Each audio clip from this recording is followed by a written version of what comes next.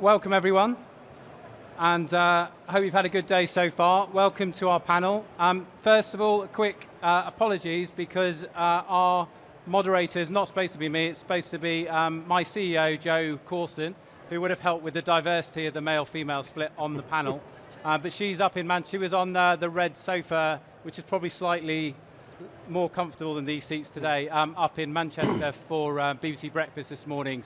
And she's been caught on the train back. So I will be standing in today, and we've got a brilliant panel who are all members of the Institute of Customer Service, and I've seen most of them speak before, or I've interviewed some of them before as well, and I know they've got a range of experiences that they'll be glad to share with everyone today on the topic of the future of customer service. So I think we're at an interesting kind of place at the moment in terms of service, because in one sense I think customer service is really coming of age, and there's a better understanding now of the importance of it as a business imperative, not just as a department, but actually as something that boards are having to take increasingly seriously. If they're in regulated industries, the pressure that Ofwat are putting on businesses, or through consumer duty and financial services, increasingly there is a requirement from government regulators, in addition obviously to customers, to get the service proposition right. Quick introduction, myself, so I'm David, I'm the Director of Comms and Corporate Affairs at the Institute, and what do? We help our members to improve their business performance through better customer experience. And we have got with us today, and I'll just ask you to introduce yourselves quickly and actually give us one thing that you're really excited about in terms of the future of customer service. So we've got, first of all, Gareth Franks, and Gareth is Operations Director at Nationwide Business. Yep. Nationwide Building Society. Yeah. So my role at Nationwide Operations Director, I support our colleagues in our branch network through our telephony, telephone channels, chat, and also back office operations. Something that interests me, I suppose it's the opportunity for the service industry to elevate propositions for the future through combining technology, AI, but importantly for us, people, and still having that relationship there. Brilliant. Well, we look forward to picking a bit more that apart a little bit more. So Martyn, welcome Martyn. And Martyn, recently CIO and still UK Operations Director at Laithwaites Wine in addition. That's right. So we operate across Australia, APAC, the UK obviously, and the US. Kind of brands you'd be familiar with would be Laithwaites Wine, Sunday Times Wine Club, and Avery's Wine. So we're in a lovely product, but at the heart of it, it's customer service. And one thing you're most excited about? I think the most thing, customer service has excited me for decades now, because it's always changing. The customer needs changing, technology overlaid with people, and I think the next 5-10 years is just going to be more technology helping people be better. Wonderful. Thank you, Martyn.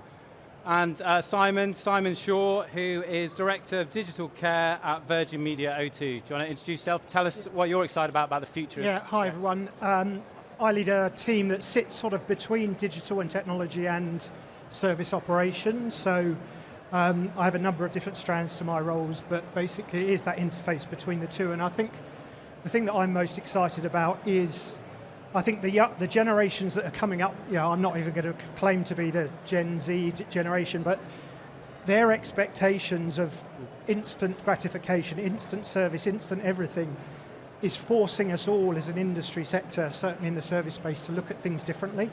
And we have the challenge of still being able to balance how do we service the different age ranges and stuff, but we've got to be ready for that generation that's coming up and expecting everything to be very different. And that's the thing that most excites me, because it's unlocking a lot of investment in interesting use cases in most businesses now.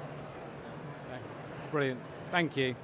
So just to kick off, and Simon, if we can stay with you, could you just give us one thing that you feel your business, Virgin Media O2, does well to elevate your customer service proposition? I think personally it's the investment we've made in our field force teams. So I think again, when a lot of people think about customer service, they think about call centres or retail stores, but in our industry, actually one of the only human face-to-face touch points that we actually have is our field engineers. They're the ones that actually go into houses and do things like that.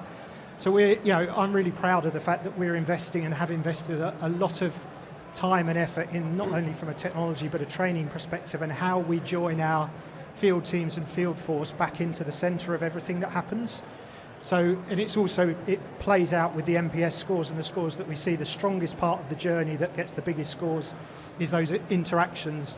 And I think that's the thing we now need to go, is how do we replicate those human interactions in the digital space? And that's the challenge I push out to all my e-commerce and digital colleagues across the business. And Martyn, Laithwaites Wine is quite an innovative brand, obviously online and telephone. What are you doing to really push up the service proposition? I think at the heart, we're very lucky because we're a family-owned business, and a lot of the family ownership values is what we aim to provide when we're talking to our customers. And I think having that sort of bedrock of why we're there and what's important really helps our employees understand what we think the values are and relate to them. And we like to think that we treat our customers as family, our employees as family, and it just gives us a glue that kind of joins us together, and a purpose. And I think when you're talking to customers and helping customers, having those values is really key. And it's not just made up in a boardroom, it's the fundamentals of a family business that started 55 years ago. I think that is quite unique to us and very, very valuable to us. But it is a building block that we use to create the customer service experience. Yeah. And quite interesting, so we've done research looking at the correlation between the employee experience and customer experience. Have you got a way of measuring that? Do you see the two very closely interlinked? Yeah, we measure relentlessly. Certainly in the customer space, we use the ICS surveys to correlate where we are. We use Great Place to Work to measure employee satisfaction, and then we bring all that together. But we don't do it just to get a badge or get a number. We do it to learn, and we do it to iterate and get better. And I think that's the key: is using surveys to improve, not just pass a benchmark. Sure. And Gareth, Nationwide, business that have really nailed your colours to your mast in terms of the service proposition, those adverts with Dominic West, and various other initiatives that I know you're doing. What is it that you see as being the key things to elevating what you're doing? Yeah, the one thing I would say, I think genuinely our culture is all about customer. Right from the top of the organisation to everybody that works at Nationwide, I think you could talk to anyone and they would have something about customer being really at the heart of why we exist as an organisation. In our employee value proposition, the words uncompromisingly customer are in there. So whether you are in a branch network talking to customers every day, or whether you're in technology or the finance team, the expectation is you are also uncompromisingly customer. Mm-hmm. So we're being really public with our colleagues that our culture always has to think about the end product or service for our customers, and I think it's that guides decision making and our values, which I think is probably why you're seeing the service that you do from Nationwide. Sure. Actually, it's probably worth mentioning, so at the Institute of Customer Service, we're probably best known for publishing the UK Customer Satisfaction Index. It comes out every 6 months, and it looks at, we call it the barometer of customer satisfaction in the UK.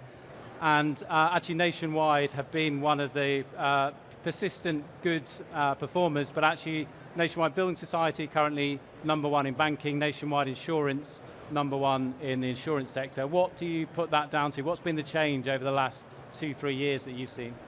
I think it is back to the decision making, all going back to what is the impact on that decision on customer, and thinking about how we blend, as I said in the introduction, how we use technology and blend speed and ease and convenience of technology for customers, but are relentless about there's a human to speak to when you need. And I think it's that blend of service proposition that really is helping excel for us, push us forward. Yeah, brilliant, thank you. So just touching again on our UK customer satisfaction index and thinking about the trends and where that may be pointing towards in the future. The set of results we released in July were actually at its lowest point for 14 years. So clearly something is going on. And despite what I said at the top of this about boards taking this more seriously in general, sometimes we're not seeing that come right the way through into the experience that the customer says they are feeling that they're getting. So I wonder, Martyn, do you have any inkling as to what might have caused this drop? And how do you think as a nation, not just as an individual business, we can turn it around? I suspect it's not one thing. I think customer expectation is always growing, and I think you mentioned the sort of certain generations I want it now, which is a good thing. It stimulates us. I think it's probably unpopular to say, but the cost pressures on business is also a factor. Yeah. And as much as inflation has hit consumers, it's hit businesses, and I think a lot of businesses have contracted and probably taken the wrong decisions from a customer satisfaction perspective, which has worsened the front end service. And I think the balance is to keep, which I know the ICS do a lot of, is actually there's a return on good customer service, and it shouldn't be looked at as a cost center.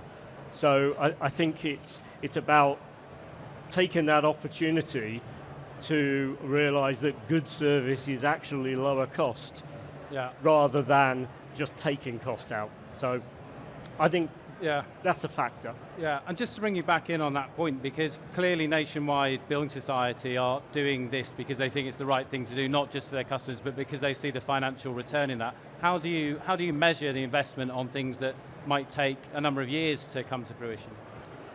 Well, through things like the Institute's research, but I think the way we've organised ourselves helps us to see customer journeys now end to end.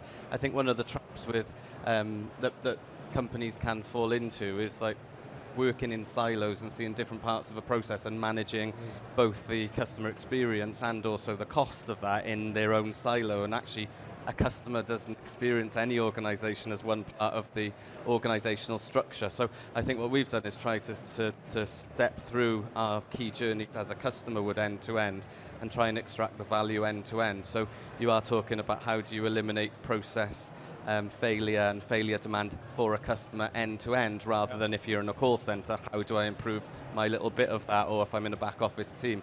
So I think that was probably a bit of a game changer for us a number of years ago, which is thinking how does the customer experience our products and services, and expecting then the return on investment to come right through.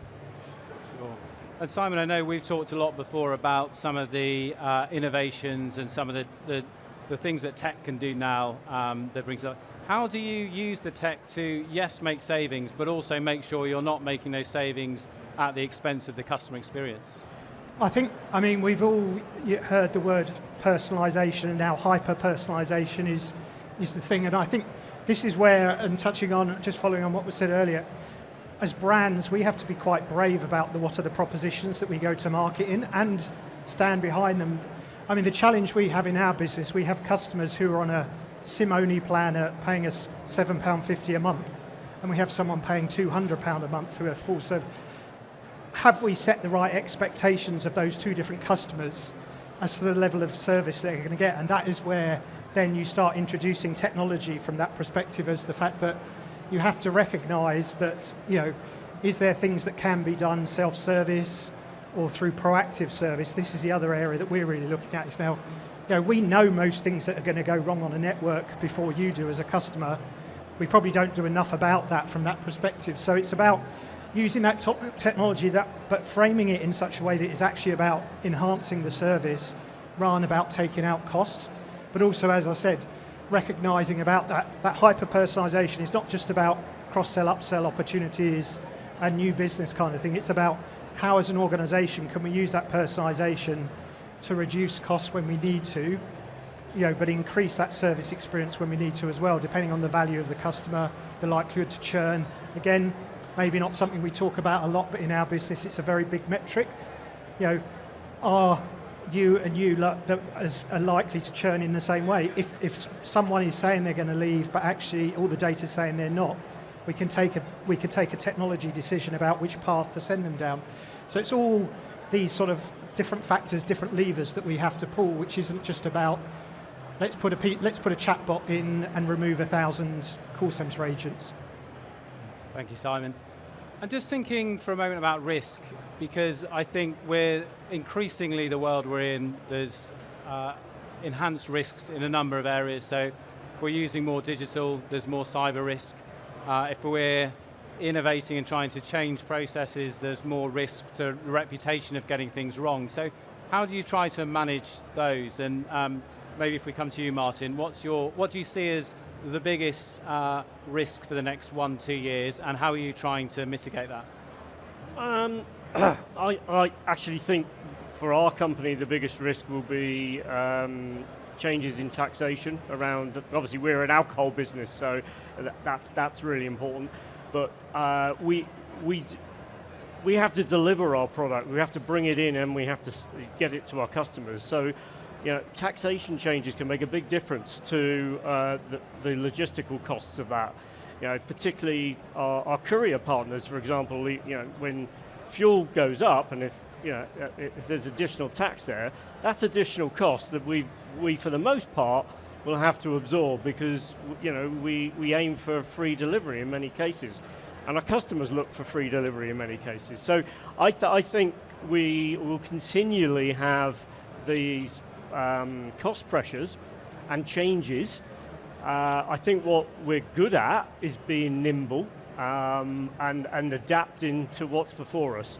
And I think, like many companies, COVID was a good example of being nimble and having to do stuff and kind of finding out that you can change really quickly if you have to.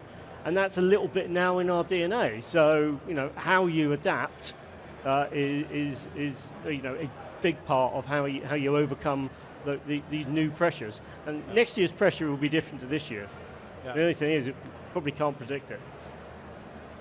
And Gareth, you must have some very specific risks that you're having to manage. What do you see as the biggest ones, and what are you doing about those?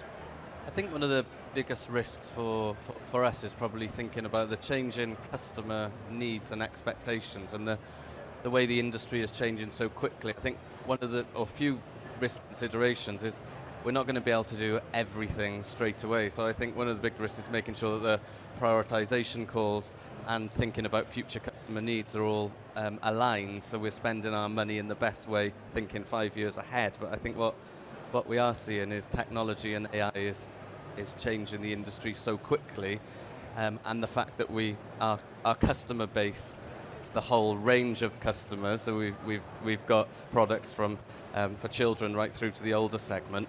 I think it's working out, where do we want to compete, where do we want to play today, but thinking for the future, where we need to invest, how technology is going to work.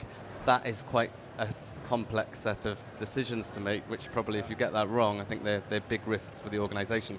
For me, it's about staying relevant for the future and running the business really well today. Absolutely. And about staying close to customers and understanding, and because we see customer requirements, customer needs, wants changing so much year on year. I mean, what do you do to try and keep close to those changes, and how do you then become nimble enough, as Martyn was saying, to be able to change in time before they change again? Yeah, well, I think we do obsess over customer data and feedback. So we are actively, constantly talking to our customers, sampling and surveying our customers today about what is the service like today, and then research into what's happening in the industry, so looking externally. So it's a blend of how are people experiencing the brand today, but research to what's happening externally, and trying to marry all of that rich data up to have the best business strategy going forward. Fab, thank you. And we will have some time for questions from the floor, so I've just got a few specific questions actually for each of you. And I was just wondering, Simon, in terms of marketing customer experience teams, getting them to work in partnership to create these frictionless customer experiences that I know you've been on that sort of journey trying to achieve. So how can you make sure you're focusing on the end-to-end experience, particularly where you've got different touch points, might be different suppliers in some cases, not even internal teams. So how do you do that? Yeah, and I think we touched on it earlier about the silos, because our organisations tend to separate service and marketing, although the role of Chief Customer Officer is now starting to bring those together. But where we've seen success, and then on the opposite side failure, is in our marketing and our product and digital teams, bringing in frontline team members into your squads as you're developing your products and your propositions. We talk about voice of the customer, and in O2 we have a chair that sits there in the meeting room that's supposedly the customer. But we forget sometimes about the employee, and actually our frontline employees are probably the most valuable when it comes to brands and propositions. So I think one of the things that we're really encouraging to do, and we have done with our digital teams, is we have frontline teams that are part of these virtual digital squads. So as our capability teams are building digital propositions, there's a call centre agent or call centre team leader or manager actually in that squad from the day one, from inception. The other thing that I've done in the past is also, we talk about visits and we have people come to listen to calls and stuff like that, but if you have a UK-centred call centre operation, when I used to work at Eurostar, we did, our marketing teams used to come down once a fortnight and just spend the day there to do their normal days. This wasn't one of those, everyone has to stand to attention and listen to calls. This was, they sat at desks and just carried on with their day. But the power of hearing what was going on and suddenly becoming colleagues with these people, with the frontline agents, completely changed the dynamics of the ways of working. So I'd actively encourage any of your teams that are, sort of have UK-based service operations to think about how you can bring those teams together to spend more sort of just day-to-day environment rather than the sort of visits as such, really, which are great, really powerful, but actually bringing that and encouraging that ways of working. And I think finally is one of the things that we've done very recently is actually start assigning an owner to a total customer experience, or a total customer journey.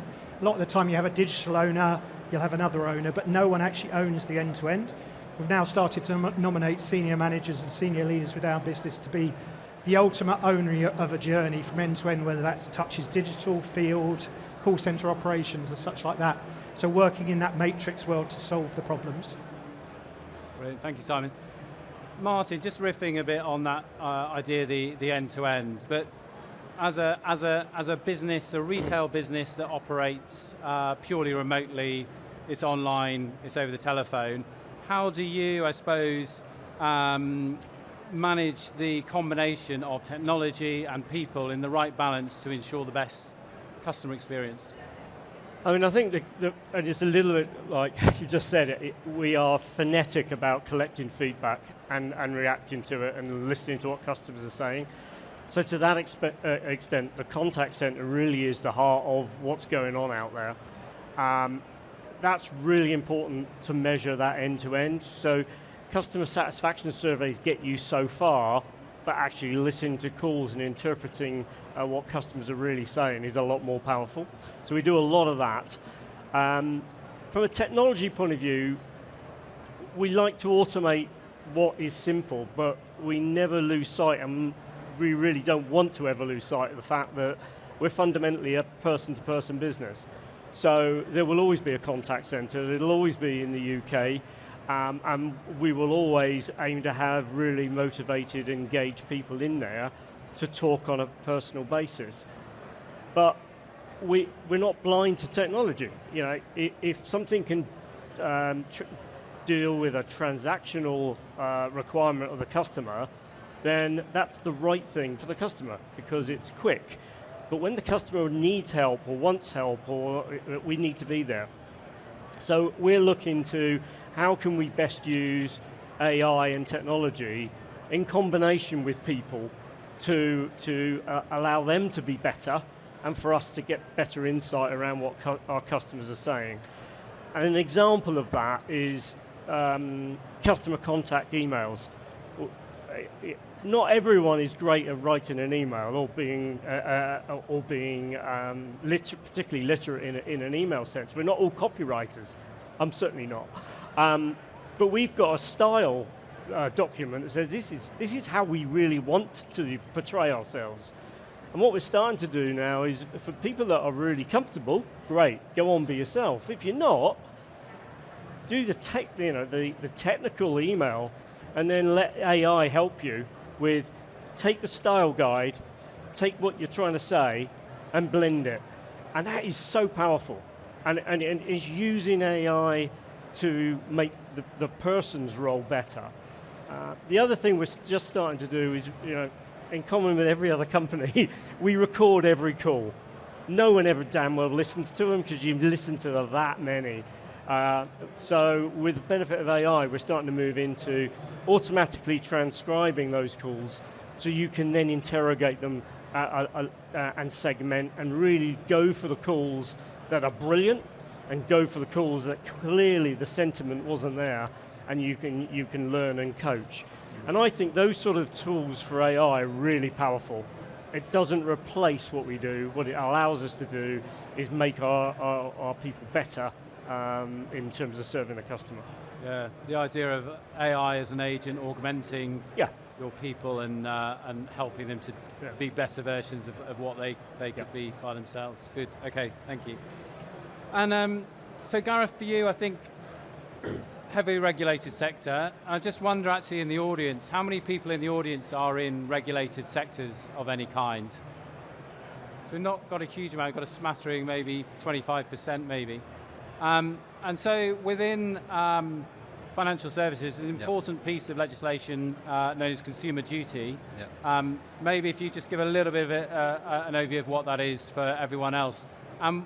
Why that's important, and because for me, there's a number of different ways regulations have been put into place. The good things about consumer duty is actually it's about the fundamental positive outcomes for customers at the end of the day, rather than trying to measure very transactional pieces of data.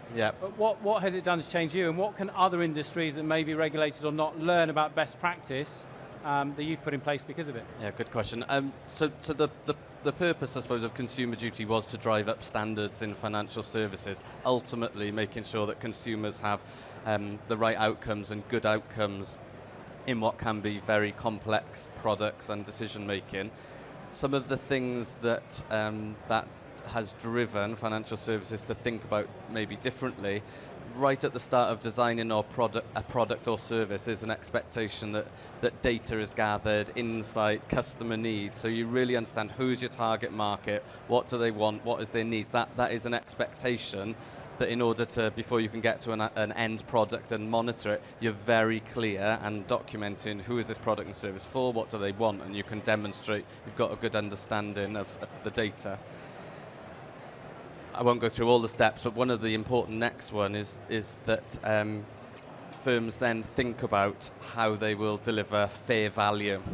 And this is really important from a consumer perspective, because the expectation is you drive a culture where fair value can then be monitored. So the regulator is really clear. Financial services products needs to drive this concept of fair value. Now it's up to individual companies to make their own decisions on what fair value looks like, but you need to be able to demonstrate from your research and the product and services you're designing that this concept of fair value. And then at the other end of the scale, it's about the concept then, one of the later stages is that you avoid foreseeable harm. And this is the big change. So it's saying that the expectation is on the financial services firm to try and understand where harm in a journey or a product or a service may crop up. And the expectation is on the provider to make sure that you've designed that out of the process. You attempt to avoid foreseeable harm.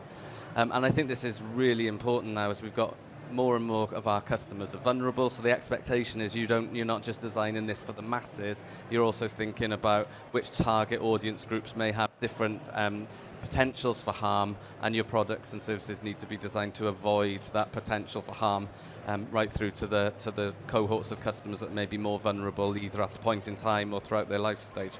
And then all of that needs to be monitored. So it's quite a complex framework, but just trying to explain right from the start of a design through to monitoring the ongoing effectiveness of a product. There's a really good framework for financial services to live up to now. Brilliant. Thank you, Gareth. Going to open up to the floor, and we've got a roving mic round and about. And anybody got any questions for our panel? Don't be shy. Here we go. Yeah. Just coming around to you. Hi, my name is Stephanie. Can you hear me? Yeah, perfect. Better? Yeah, just speak up because it's hard for us to hear through the. Okay, my background is in insight for CPG, and I was quite curious to understand. Sorry, 1 second. Shall I start again? New technology, yes. Okay, so my name is Stephanie. My background is in insight for CPG, and I was quite curious to understand how you manage the information. Do you work as a silo department because you get information from your customer, or do you work with a customer insight team in order to make it richer for your operation? Great. So I don't know if you heard that, but the question is around insight and how you work with that, and whether you are collecting it in a silo or whether you are also working with your customer insight team to build out that data, maybe combine data to get a fuller picture of your customers. Does that capture it?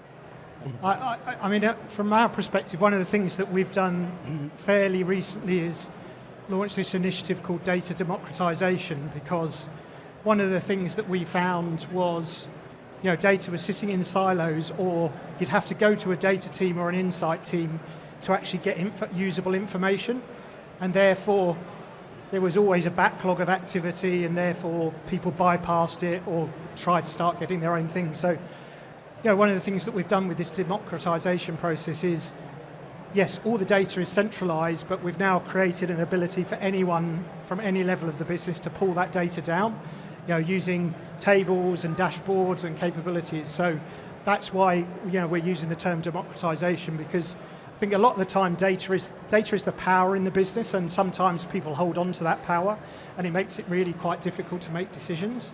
So that's what we've done to unlock that. So yes, we have an insight team, we have data teams as such who are there to sort of potentially professionalize some aspects of it, but from a point of usability, so anyone from a call center team leader can pull down data to the COO as such, really has access to the same level of data, the same way to pull it down as such, really build a business case, make decisions about changes to their operation. So that's the approach we've taken. So yes, there is separation, but we've had to do it that way because otherwise we'd never get anything done in the business.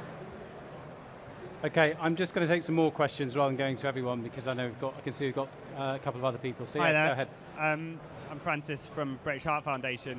One of the products I own is our contact center, and I guess mine's a selfish question. If I owned your contact center, what would you want from me as my customer? So the gentleman's from the British Heart Foundation, and it was about if you owned his contact center, what would you do to, what was it, sorry? Yeah, so I'm your tech support Yeah. on your contact center. What would you want from me? Yeah, he's your tech support. What do you want from him? Martyn? I'd say reliability first and foremost. I think very careful planning so you can manage the volumes and get consistency of service. But then I think innovation, and innovation not necessarily tech, but innovating how people in the contact center relate to customers. Because I think when you've got an energy in the contact center, that translates to the customer. So, how you motivate the guys and girls in the contact center is so important, because it's a tough job. But motivating them, it's feeding them hot dogs, it's stupid stuff that makes it fun. And if they're having fun, that energy and motivation will translate to the customer. And I think, technology is important, but it's how you get the best out of those people, for me, is what is key. Brilliant. Does that answer your question? Have we got time for one more?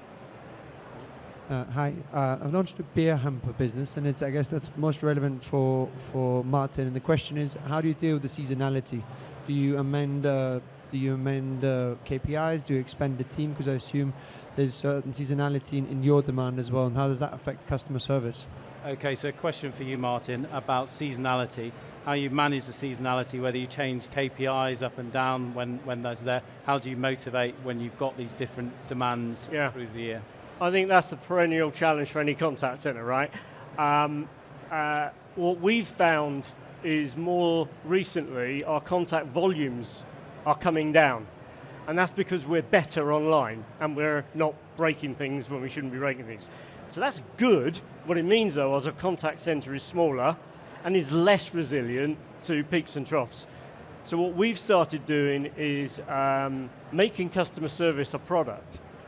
So we actually think we're quite good at what we do. So what we're now doing is selling customer service to very carefully selected partners. So we're doing service for them. So if you're in an outsourced company, don't worry, we're not coming after your lunch. This is smaller scale and very select. But what it allows us to do is increase our volumes, gives us peaks and troughs that we can manage between our own peak and trough and those of those partners that we're bringing on. We can kind of cross-fertilize. So we're kind of recreating a little bit of scale to manage those peaks. Brilliant. I'm told you've got time for one more question, so go on. Yeah, thank you. I'm Ashish from EXL Services, and my question is to Gareth. So Gareth, in particularly in UK now, vulnerability is becoming a big issue, right? And so what are you doing in particular to assess vulnerability of your customers, and how are you managing it so that they are not overburdened with your contact center and collections burden? So it's a question specifically about vulnerable customers, how you enable your people to look after those with vulnerabilities, and how do you make sure they're not overburdened, they can still do their job and do what they're trying to do within those restrictions? This is a really good and topical question. So right from research and design for products, we are now thinking about vulnerable groups, as I said, right at the start. And if we can design for consumers that may be more vulnerable and have that as the starting point, right from product design, that should help. Now, I don't think that answers the question fully. What we need to do then through, and we're doing this all the time, is all of our customer-facing colleagues, we are training and retraining, and this is a drumbeat of the expectation on our colleagues is that they identify vulnerabilities that can be very, very difficult. So the first thing is to identify it. But then I think the second part of your question is that customer doesn't want to keep repeating or telling us that they're vulnerable. So once we've identified a vulnerability, we've invested a lot from a systems capability in recording that vulnerability. There's all sorts of data protection requirements with what we can and can't record. That's pretty complex. The expectation then is that a colleague will have a prompt on their system. What they need to interpret is that interaction linked to that vulnerability, because it may be that the two things aren't linked. So this is a really, really complex and quite dynamic ecosystem, but I think it goes, I would summarize by saying if you can design with cohorts of more vulnerable groups in the product and service design, and then using technology to help colleagues to firstly identify, record, and then work out what the last bit that we're trying to do is what is the next best action. So if you've identified somebody's got a vulnerability, you've helped them today, what might we need to say to make things easier for the future? That could be something like a large print statement, but it may be much more subtle. It may be you come into a branch when we're a bit quieter because actually the environment is more suited to your needs at this time of the day or week. So this is a really, really complex scenario, and I don't think anyone is going to get it perfectly right all of the time.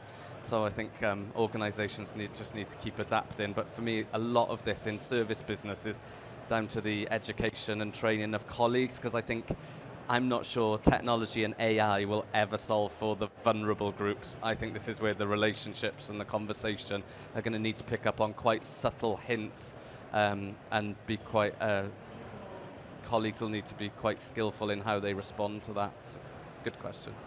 Great question. Thank you to everyone. Are we out of time?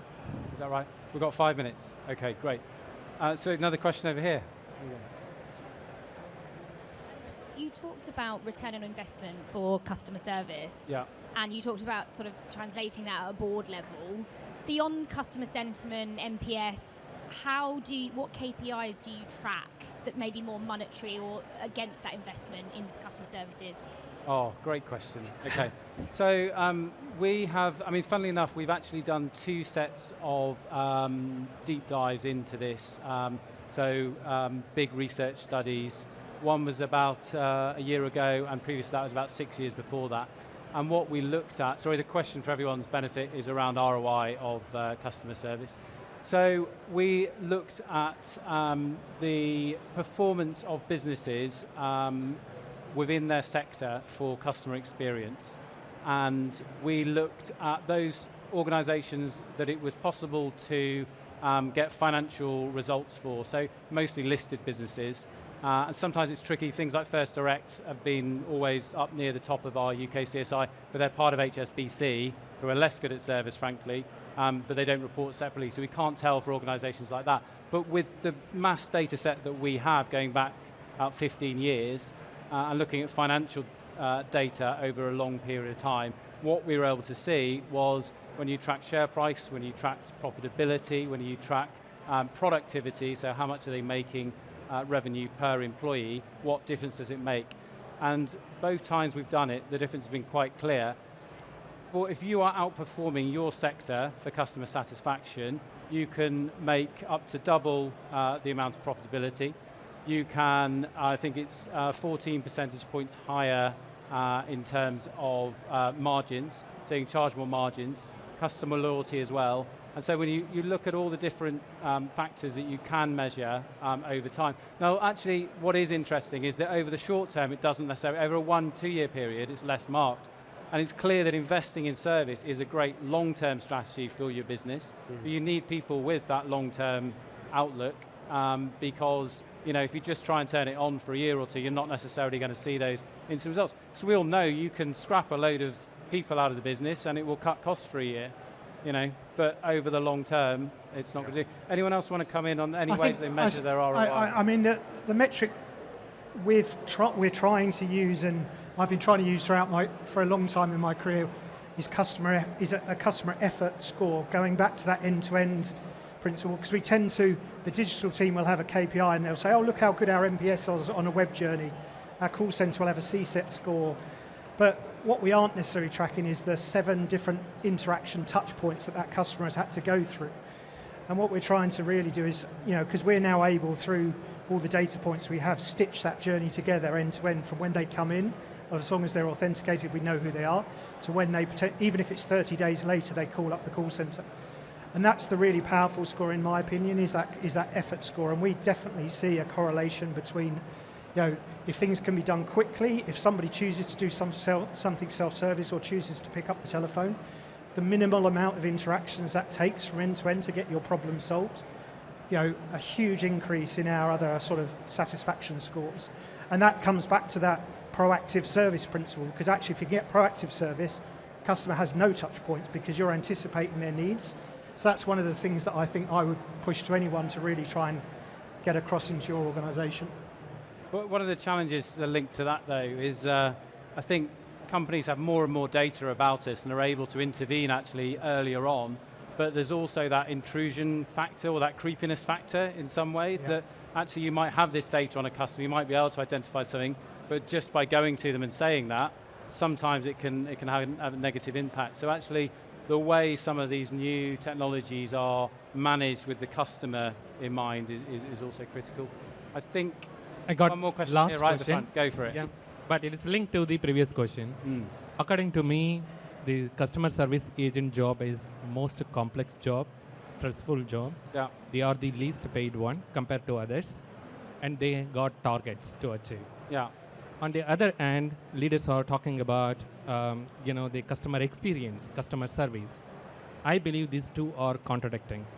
What exactly the stand the leader should take out to give the better customer experience and to make the stand at the organization level? This is the KPI we want to measure. To be honest, to be everyone, whether it's an employee or the leaders, the KPI should be exactly transparent and open. So what will be those KPIs? Okay.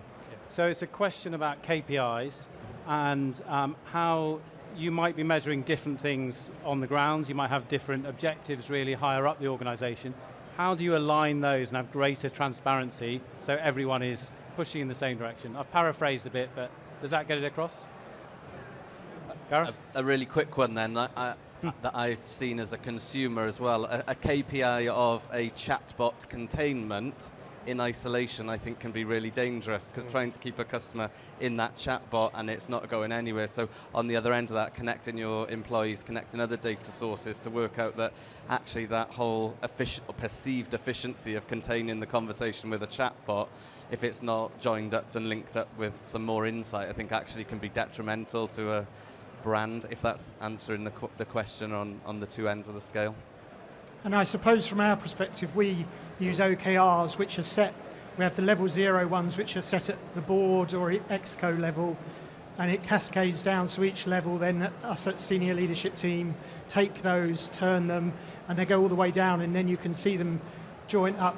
And then it is about, going back to that data to mock thing, it is about having visibility and not being afraid as a contact center leader. Because again, sometimes we're afraid of scores, but sometimes actually surfacing up bad scores and having a culture where the business recognises why that happens. In fact, we've seen it very recently. Our COO has seen some fairly poor scores or negative scores on certain things, and has now started having these weekly sessions with his heads of department to go, right, we actually have to do this. This isn't the service team's responsibility to solve. Historically, it has always been seen as a service problem. It's not, it's a business problem, it's an organisational problem. So the more visibility you can have of those negative journeys, negative connotations, don't be afraid to surface those up, because there is value in those, but it takes the culture to be right in the organisation to do that as well. Great. Well, I think we are just out of time, guys. Thank you very much to my panelists today. Thank you, guys. To Gareth, to Martyn, to Simon. Thank you very much, everyone, for your attention, your questions, and your enthusiasm. So really appreciate it, and have a good rest of the day. Thank you.